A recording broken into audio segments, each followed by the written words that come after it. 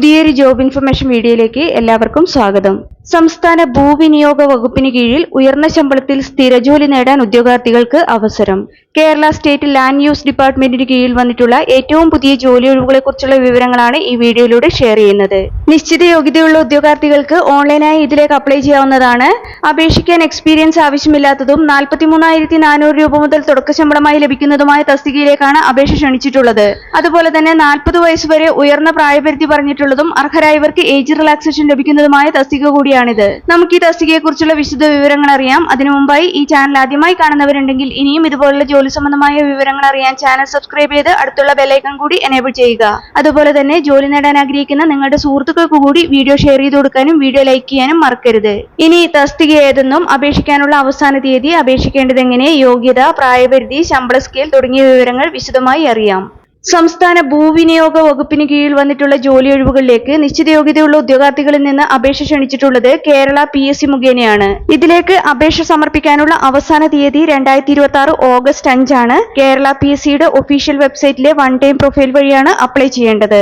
ഭൂവിനിയോഗ വകുപ്പിന് കീഴിൽ geological assistant തസ്തികയിലേക്കുള്ള സ്ഥിര നിയമനത്തിനായാണ് യോഗ്യരായ ഉദ്യോഗാർത്ഥികൾക്ക് അപേക്ഷിക്കാവുന്നത്. ഈ തസ്തികയുടെ ശമ്പള സ്കെയിൽ 43,400 രൂപ മുതൽ 91,200 രൂപ വരെയാണ്. കാറ്റഗറി നമ്പർ 046/2026 ആണ്.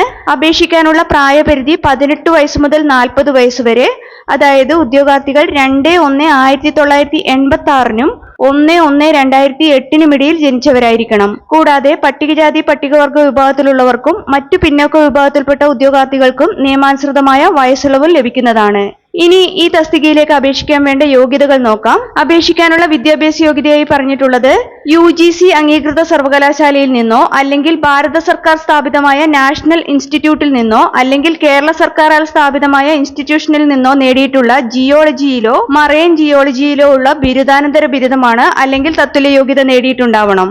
ഇതിലേക്ക് അപേക്ഷ സമർപ്പിക്കാനുള്ള അവസാന തീയതി 2026 ഓഗസ്റ്റ് 5 ആണ്. കേരള PSCയുടെ ഒഫീഷ്യൽ വെബ്സൈറ്റിലെ വൺ ടൈം പ്രൊഫൈൽ വഴിയാണ് അപ്ലൈ ചെയ്യേണ്ടത്. വൺ ടൈം രജിസ്ട്രേഷൻ ചെയ്യാത്ത ഉദ്യോഗാർത്ഥികൾ കേരള PSCയുടെ ഒഫീഷ്യൽ വെബ്സൈറ്റിലെ one time registration link select ചെയ്ത് വൺ ടൈം രജിസ്ട്രേഷൻ പൂർത്തിയാക്കുക.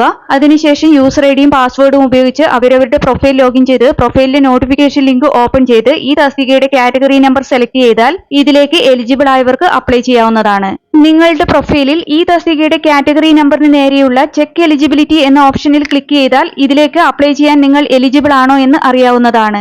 കേരള PSCയുടെ ഇതുപോലുള്ള വിവിധ തസ്തികകളിലെ മത്സര പരീക്ഷകൾക്ക് തയ്യാറെടുക്കുന്ന ഉദ്യോഗാർത്ഥികൾക്ക് പ്രിപ്പയർ ചെയ്യാൻ ഉപകരിക്കുന്ന ബുക്സ് ഈ വീഡിയോടൊപ്പം ടാഗ് ചെയ്ത് കൊടുത്തിട്ടുണ്ട്. താല്പര്യമുള്ളവർക്ക് ഓൺലൈനായി പർച്ചേസ് ചെയ്യാവുന്നതാണ്. താല്പര്യമുള്ള യോഗ്യരായ ഉദ്യോഗാർത്ഥികൾ ഈ അവസരം പരമാവധി പ്രയോജനപ്പെടുത്തുക. 2026 ഓഗസ്റ്റ് 5 മുമ്പായി തന്നെ അപേക്ഷ ഓൺലൈനായി സമർപ്പിക്കാൻ ശ്രദ്ധിക്കുക. വീഡിയോ ഉപകാരപ്രദമായാൽ ലൈക്ക് ചെയ്യാനും ഷെയർ ചെയ്യാനും മറക്കരുത്.